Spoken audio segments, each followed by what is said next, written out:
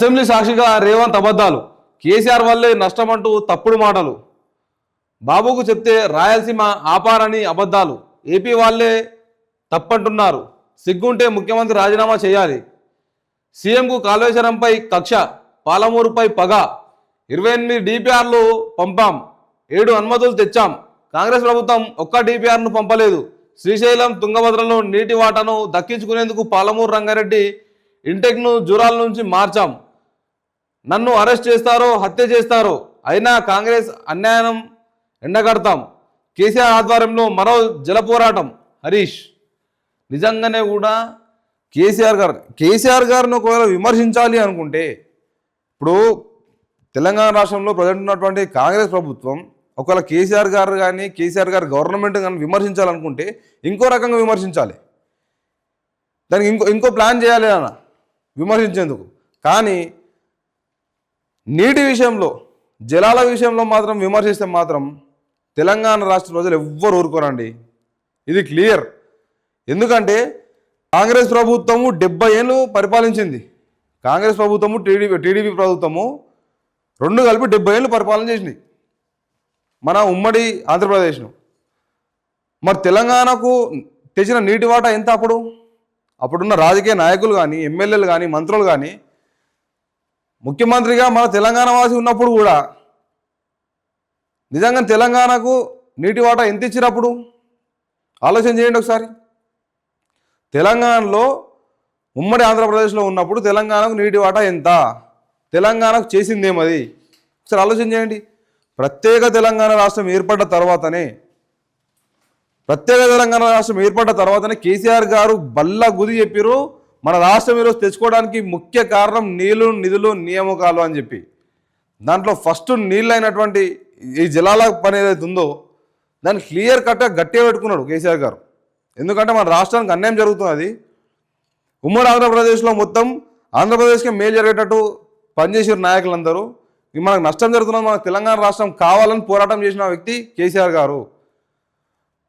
కొట్లాడి తెచ్చుకున్న తెలంగాణను ఈరోజు మనల్ని మనం పరిపాలించుకోవాలనుకుంటే ఖచ్చితంగా మనకు నీళ్ళు అనేది కంపల్సరీ మెయిన్ సోర్స్ అదని చెప్పేసి ఒక ఉద్దేశంతో ఎన్ని రకాల ప్రయత్నం చేయాలో అన్ని రకాల ప్రయత్నాలతోటి ఆంధ్రప్రదేశ్ చుట్టూ నుంచి తెలంగాణ రాష్ట్రం చుట్టుపక్కల ఎన్ని నదులు, ఎన్ని కాలువలు అవుతున్నాయో వేటి నుంచి ఎట్లా నీళ్ళు పట్టుకురావాలనో అట్లా పట్టుకొచ్చింది కేసీఆర్ గారు.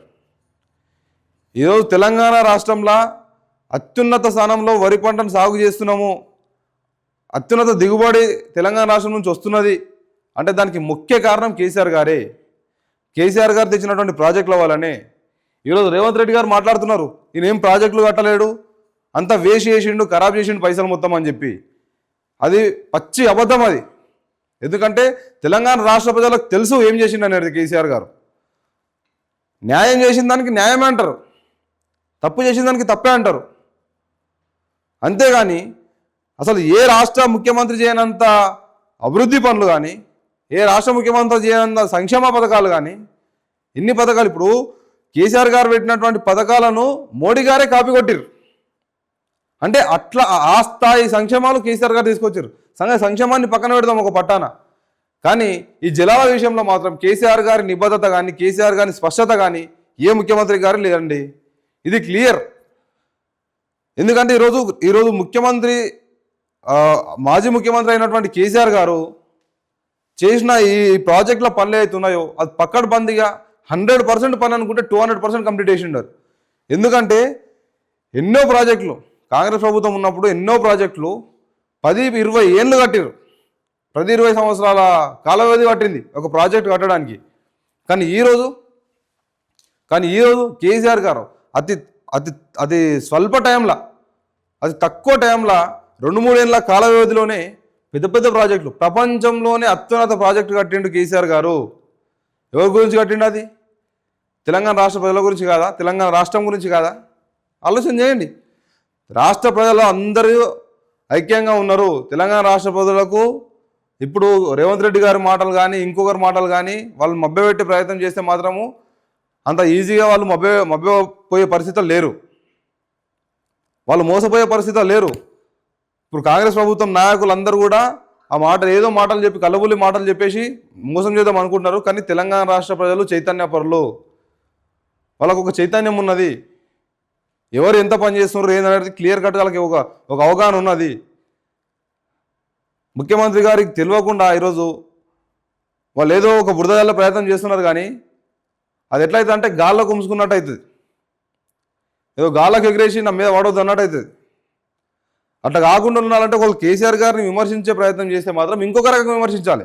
కానీ జలాల విషయంలో విమర్శిస్తే మాత్రం అది మీకే చుక్కెదురవుతుంది. కానీ తెలంగాణ రాష్ట్ర ప్రజలకు మొత్తం తెలుసు ఏ ప్రాజెక్టులు ఎంత ఎన్ని రోజుల్లో కంప్లీట్ అయినాయి, ఎంత పెద్ద ప్రాజెక్ట్ అది, ఎన్ని ఎకరాలకు నీళ్ళు అందించిన కేసీఆర్ గారు అని చెప్పేసి.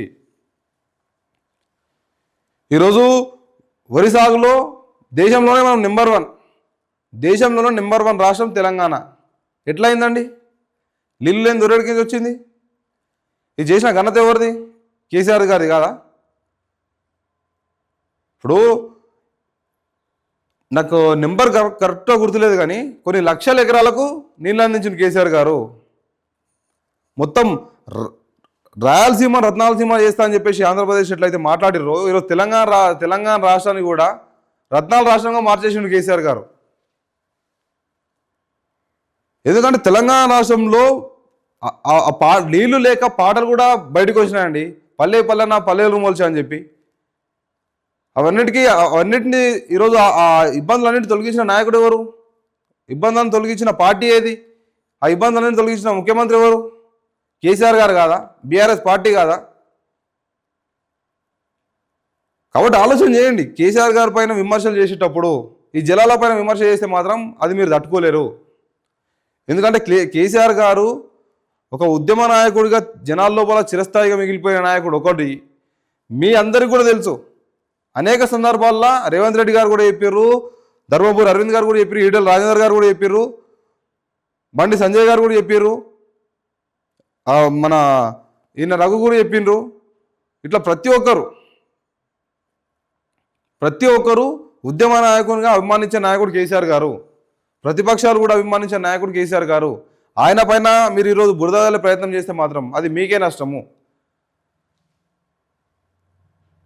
అందుకే ఈరోజు కేటీఆర్ కానీ హరీష్ రావు గారు కానీ ఇద్దరు కూడా 2 బుల్లెట్లాగా దూసుకుపోతున్న దానికి రీజన్ ఏమది? వాళ్ళ లోపల నిజాయితీ ఉన్నది.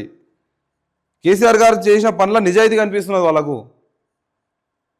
అందుకే మీరు అసెంబ్లీలో అవకాశం ఇవ్వకపోయినా ప్రత్యేకంగా లైవ్ ఏర్పాటు చేసి ఆ పవర్ పాయింట్ ప్రజెంటేషన్ ఇచ్చిండు ఆయన. ఎందుకంటే జనాలకు తెలియాలి ఏందనేది దాన్ని. కాబట్టి ఒకవేళ విమర్శించాలనుకుంటే కేసీఆర్ గారిని జనాలపైన మాత్రం విమర్శించకండి. ఎందుకంటే అది మీకే నష్టం జరుగుతుంది, మీ పార్టీకే నష్టం జరుగుతుంది. జనాలందరూ అనుకుంటారు ఇదే. కాబట్టి ఆలోచన చేయండి.